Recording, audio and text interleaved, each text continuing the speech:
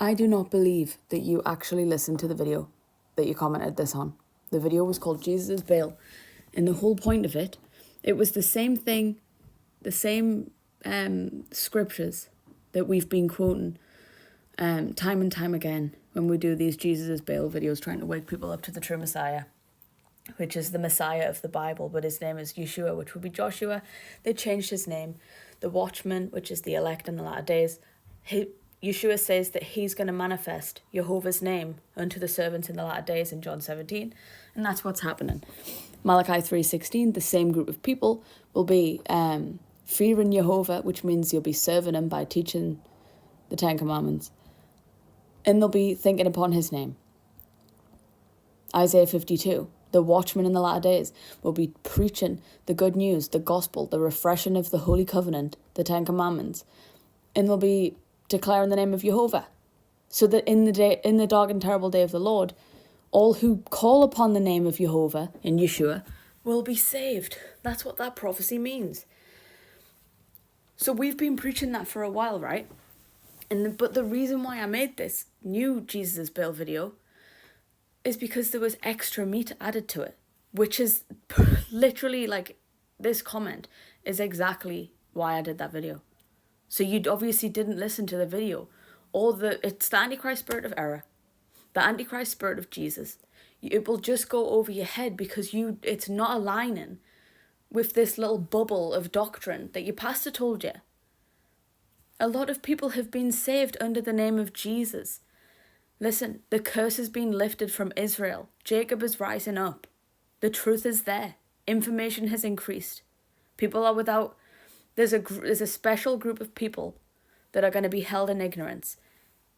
The fact that you're commenting this on my video tells me you're not in ignorance anymore, but you're withstanding the truth, just like Jans and Jambres. You are going up against the truth because of your Antichrist spirit of error, which is cognitive dissonance.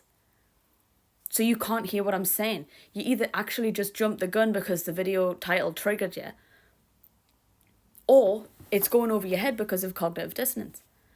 You can hear people's testimonies and see how drastically their lives improved. That's what the video was about. The meat and juice season was that in the recognitions of commend, it says that Satan has never been given the power to produce the same miracles as the Messiah in his first coming.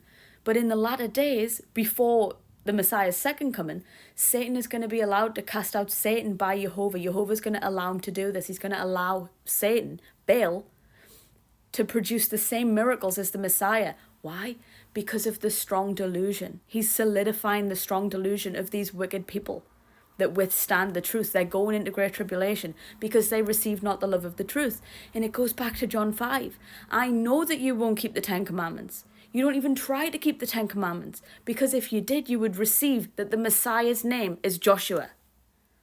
It's simple as. You say, it doesn't matter that we call him Jesus. What, as long as you call him something? We'll call him Buddha. Should we call him Paul? Should we call him Bob? Like, the analogy I always give, it's so simple. It's actually just common sense and just basic respect, really. If you got ran over and a guy called Bob, you truly thought his name was Bob, he saved your life, and you're like, thank you so much, Bob. He saved you from this terrible accident. I was going to die without you. You wake up in the hospital room and you're thinking about Bob. This is what's happening. People are being pricked by the Bible or the Messiah, whatever. There's room for ignorance. But once you find out the truth, that's how you know whether or not you have the Antichrist spirit of error or the spirit of truth. That's what John says. So you wake up in the hospital room and Bob comes through the door and you say, Bob, thank you so much, you saved me.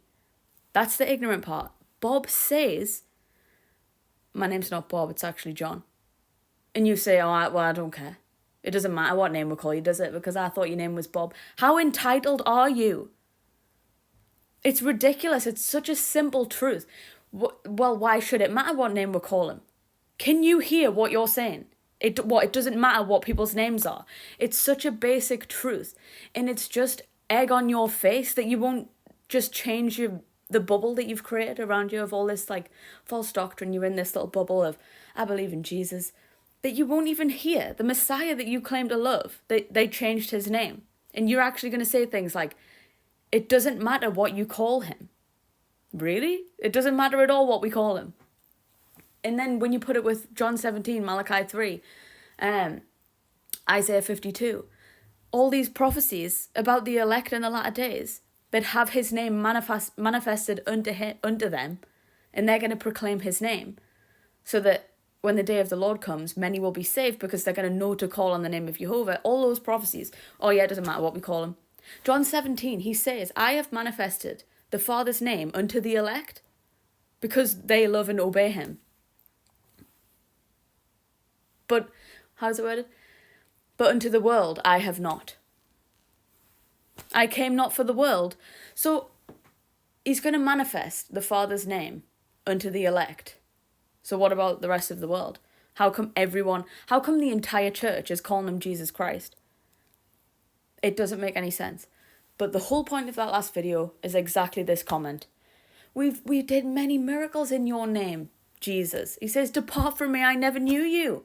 You worker of lawlessness, of iniquity, who wouldn't keep and teach the royal law, who wouldn't respond to the spirit of conviction, who heard the words of the watchman go out, and you withstood the truth. It's wickedness. And it's such a simple truth. It's like how the Messiah was in the heart of the earth for 3 days and 3 nights, which is Wednesday to Saturday. But the church says, no, it was 1.5 days, but because it touches a day, the Jews says that's a full. That's not what the scriptures say. But you won't change your mind because you've got this bubble of doctrine from the apostate church. It's 2 Thessalonians 2. You've received the lawless one. You've declared him as God in your own mind. This is Christmas Jesus. He's lawless. You say he broke the Sabbath, so we can. And then in the same breath say, well, he was perfect. He fulfilled all of the law so that we don't have to. So he fulfilled all of the law, meaning keeping the Sabbath perfectly so that you don't have to keep the Sabbath. But him breaking the Sabbath meant that you can also break the Sabbath. It's cognitive dissonance. The Antichrist spirit of Jesus.